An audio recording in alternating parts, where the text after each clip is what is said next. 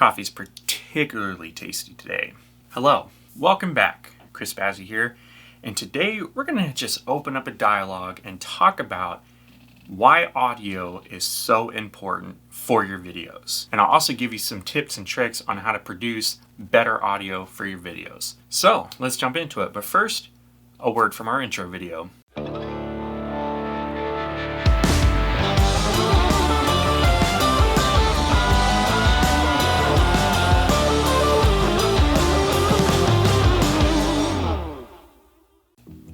All right, so the first question we're going to ask is, why is audio important? Does it really matter? I mean, people are going to be watching a video, they don't necessarily just listen to it, right? Well, a lot of filmmakers and content creators would tell you that audio is king. Audio is the most important. There's just something about hearing something as opposed to just seeing it. It makes the video more immersive for you as the viewer. And so a lot of the pros will tell you it's equally visuals as it is audio. You want to focus just as much time dialing in the audio, making sure the voiceovers sound good, making sure there's sound effects in there, on top of making sure the visuals look good as well. If you don't believe me, here's an analogy. Say that you go to a restaurant and you order a dish. Now the dish comes out and it doesn't look very good. It's kind of sloppy, it's not presented very well. It just kind of looks right? You know, it's just meh. But the smell is intoxicating. It just smells so wonderful. And you go, how can something that looks so bad smell so good? For me, you're like, well, it smells good, so just because it looks bad, let's just give it a taste and see what we got, right? So if you flip that, say now another dish comes out to you and it's absolutely beautiful. The presentation looks just tremendous and fantastic. The chef really put the time into making this dish look beautiful, but it smells like hot garbage. Immediately, you're gonna be put off just because of the smell. It doesn't matter how beautiful it looks. If it smells bad, you're most likely not gonna wanna eat it or indulge in it. And the chef just wastes their time with that dish. So if you take that and put it into the video world, that dish, the food that came out to you is your visuals, your video, what we're seeing. And the smell is the audio.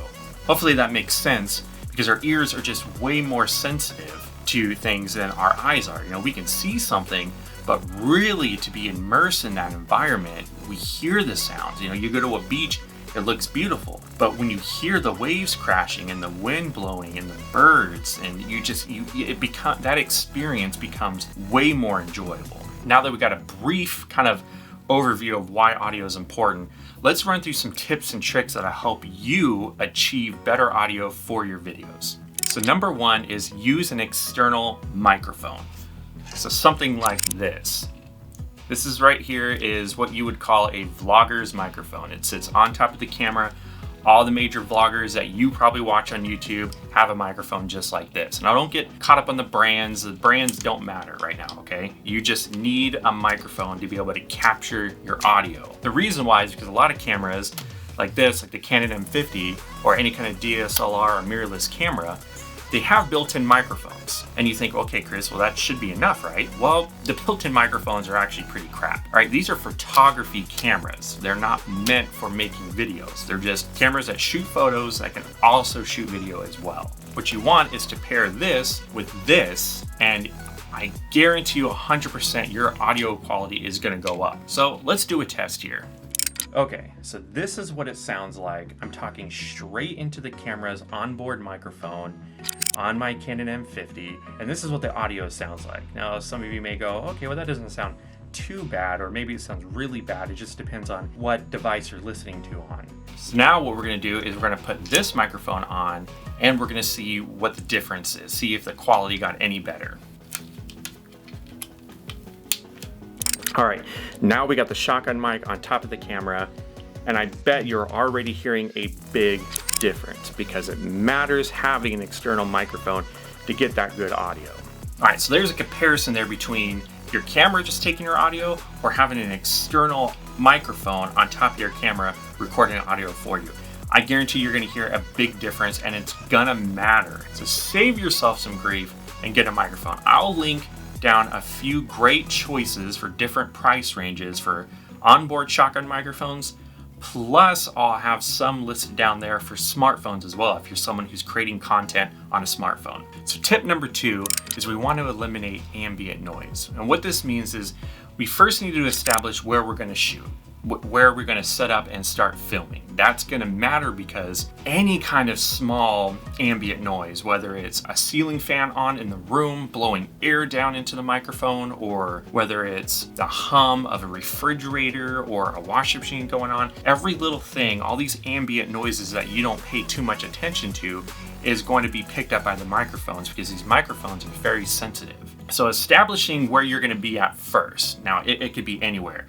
I'm not sitting in some $10,000 studio that's room treated and ready to go for this kind of stuff. I'm just probably like you who's sitting inside a bedroom or a spare room in their house. So it's important to work with what you got. Like I said before, if you're like me and you're just shooting in a bedroom, here's some tips and things that you can do to help make your room sound better. Let's just start from the beginning and go sound waves. Every time you talk, any noise, sound waves love to just bounce and go wherever they want. They have a mind of their own, right? And so if you have a lot of slick and shiny surfaces, not literally, but if you have a lot of surfaces, it's gonna make your audio sound very echoey. So if you're in a huge room, and imagine just being in like a huge room, no carpet, no nothing, just a huge warehouse or a concert hall or what have you, and you start talking, you're gonna notice an immediate echo. Okay, that's because the sound is coming out of your mouth and it's hitting these surfaces and it's bouncing around and it's causing this echo. What we want to do is we want to eliminate that. So something that's helped me is shooting in sort of a smaller space. It's not just enough to shoot in a small bedroom or a small room,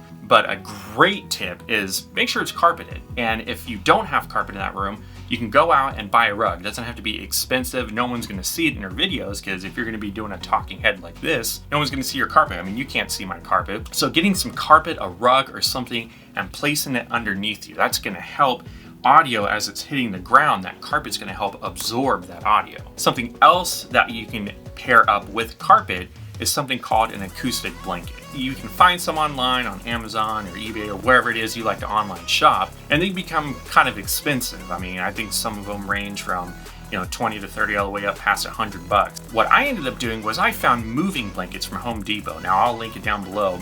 This is what I'm actually using. You can see a shot here of the blanket that's actually sitting behind my camera. And as I'm talking into my microphone, that blanket is help absorbing the sound waves so it doesn't sound way too echoey. And these blankets are really thick, they're really big, and they help. And they also come in like a 6-pack or a 4-pack, or you can get a lot for very little money, and that's gonna help. And so what you can do is you can hang them up if you have like a closet bar that you're shooting next to, or if you have some stands or whatever it is. I have a huge stand right here, this arch, it's made out of PVC pipe and wood. That's all it is. It cost me $30 to make, and I have a blanket sitting on there. Third tip here is get the mic as close as you can. A good rule of thumb is that your microphone should be about a foot away from your mouth.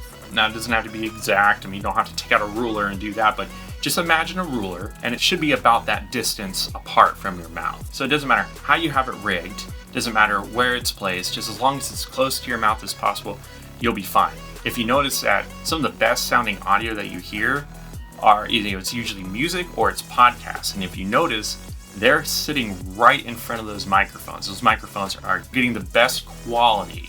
So in conclusion, the goal here is you want to get good audio. You want to establish a great foundation when it comes to creating content. If you're someone who's just starting out, audio needs to be as equally important as your visuals. All right, so that's it for me today. I hope that was helpful. I hope that was just some more knowledge that you can put into your mind to help you go out and shoot better content and more content and enjoy the process. So if you like this video, you know what to do. I'll see you in the next one.